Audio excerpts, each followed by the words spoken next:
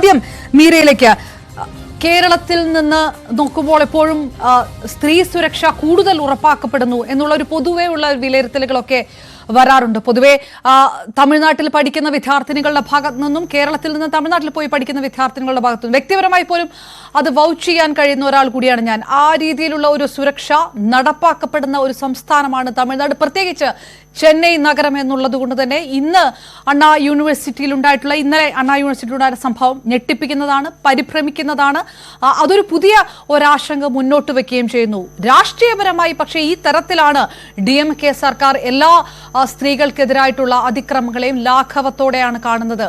ഇത്തരം അതിക്രമങ്ങൾ കൂടുന്നുണ്ട്, അത് പുറത്തേക്ക് വരാത്തതാണ് എന്നുള്ള വലിയ രീതിയിലുള്ള പരാതികളും ആരോപണങ്ങളും BJP അടക്കമുള്ള രാഷ്ട്രീയ പാർട്ടികളുടെ ഭാഗത്തുനിന്നുണ്ടാകുന്നു. അത് വെറും പൊളിറ്റിക്സ് മാത്രമാണോ?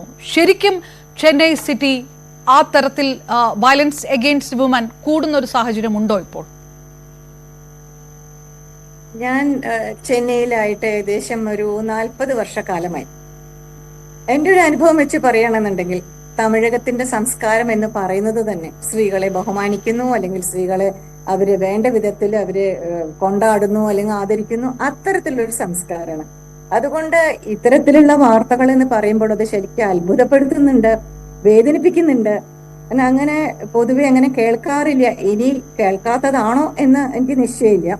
മറ്റൊരു കാര്യം എന്താന്ന് വെച്ചാൽ ചെന്നൈയുടെ സ്വഭാവം കുറേശ്ശെയായിട്ട് നഗരത്തിന്റെ സ്വഭാവം മാറി വരികയാണ്. അത് വളരെ വേഗത്തിലുള്ളൊരു നഗരവൽക്കരണം കൊണ്ടാണോ എന്തോ ഇപ്പോൾ ശരിക്കും പറയുകയാണെങ്കിൽ സ്ത്രീകളും അതിനനുസരിച്ച് അവരവരുടെ സുരക്ഷ അവരവർ തന്നെ ഉറപ്പാക്കണം എന്നുള്ളൊരു സ്ഥിതിയിലാണ് വന്നിരിക്കുന്നത്. പിന്നെ എന്തൊരു സുരക്ഷയുടെ എന്തൊരു പ്രശ്നം ഉണ്ടായാലും ഉടനെ അത് രാഷ്ട്രീയവൽക്കരിക്കുക എന്നുള്ള ഒരു പ്രവണതയും കാണാനുണ്ട്. എന്തൊക്കെ പറഞ്ഞാലും കേരളത്തിൽ നിന്നുള്ള പെൺകുട്ടികളായാലും ശരി, ഏത് സംസ്ഥാനത്തു നിന്നുള്ള പെൺകുട്ടികളായാലും ശരി, ചെന്നൈയിൽ അല്ലെങ്കിൽ തമിഴകത്ത് വന്ന് പഠിക്കാൻ അല്ലെങ്കിൽ ജോലി ചെയ്യാൻ താല്പര്യപ്പെടുന്ന പെൺകുട്ടികൾക്ക് വേണ്ടത്ര സുരക്ഷ വേണം എന്നുള്ളതിന് യാതൊരു സംശയവുമില്ല. അത് ഏറ്റവും അതിപ്രധാനമായ ഒരു കാര്യമാണ്. ഗവൺമെന്റ് അത് ശ്രദ്ധ വെച്ച് ചെയ്യേണ്ട ഒരു കാര്യം തന്നെയാണ്. അത് അന്യ സംസ്ഥാനങ്ങളിൽ നിന്നല്ല, ആ സ്ഥലത്ത് തന്നെ ചെന്നൈ നഗരത്തിൽ തന്നെയുള്ള പെൺകുട്ടികൾക്കും ഇത് ബാധകമാണ്. കുറച്ച് ദൂരെ പോയി പഠിക്കേണ്ടി വരിക, യാത്ര ചെയ്ത് പഠിക്കേണ്ടി വരിക, അല്ലെങ്കിൽ ജോലി ചെയ്യേണ്ടി വരിക. തീർച്ചയായിട്ടും സുരക്ഷ എന്ന് പറയുന്നത് വളരെ അതിപ്രധാനമായിട്ടുള്ള ഒരു നീഡ് ഓഫ് ദ അവർ തന്നെയാണ്, യാതൊരു സംശയവുമില്ല. മീര കൃഷ്ണൻകുട്ടി, ഒരു കാര്യം കൂടെ, ഇപ്പം ആ നഗരത്തിന്റെ സ്വഭാവം മാറി വരികയാണ് എന്ന് പറഞ്ഞതുകൊണ്ട് ചോദിക്കുകയാണ്.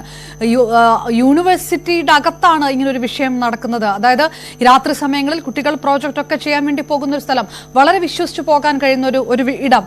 അത് ആ നാട്ടുകാരെ മാത്രമല്ല, അവിടെ ഈ പറയുന്ന പഠിക്കാൻ എത്തുന്ന മറ്റു കുട്ടികളെ കൂടെ അവരുടെ കൂടി സേഫ്റ്റി ഉറപ്പ് വരുത്തുന്ന കാര്യമാണ്. അതായത് അത് പൂർണ്ണമായിട്ടും അത് യൂണിവേഴ്സിറ്റിയുടെ ബാധ്യതയാണ്, അത് സർക്കാരിന്റെ ബാധ്യതയാണ്. ഈ രാഷ്ട്രീയം ആരോപിക്കപ്പെടുന്നു എന്ന് പറയുമ്പോഴും ഇതിനകത്ത് പിടിയിലായിരിക്കുന്ന ഒരാൾ DMK-യുമായിട്ട് ബന്ധമുള്ള ഒരാളാണെന്ന് പറയുന്നു.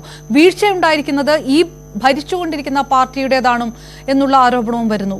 അതൊരു പക്ഷേ ഇനി അവിടെ പഠിക്കാൻ പോകുന്ന കുട്ടികൾ രാത്രി സമയങ്ങളിലൊക്കെ ഇത്തരം പ്രോജക്റ്റുകളിലും ലാബുകളിലും ഒക്കെ പോകേണ്ടി വരുന്ന കുട്ടികളെ സുരക്ഷ ആര് നോക്കും എന്നുള്ളതിലൊരു സംശയമുണ്ട്. അങ്ങനെ നഗരത്തിന്റെ സ്വഭാവം മാറി വരുന്നുണ്ട്, ഇതടക്കം അത്തരം അനുഭവങ്ങളുണ്ടോ?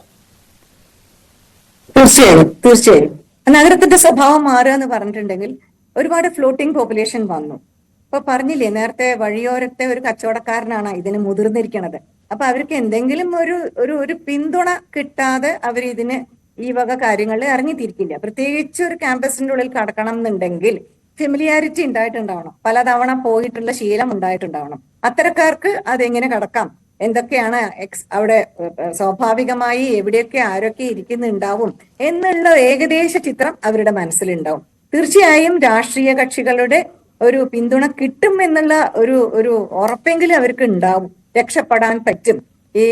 ഇപ്പൊ നടക്കുന്ന ഏത് അതിക്രമമായാലും രക്ഷപ്പെടാനുള്ള പഴുതുകൾ ജാസ്തിയാണ്.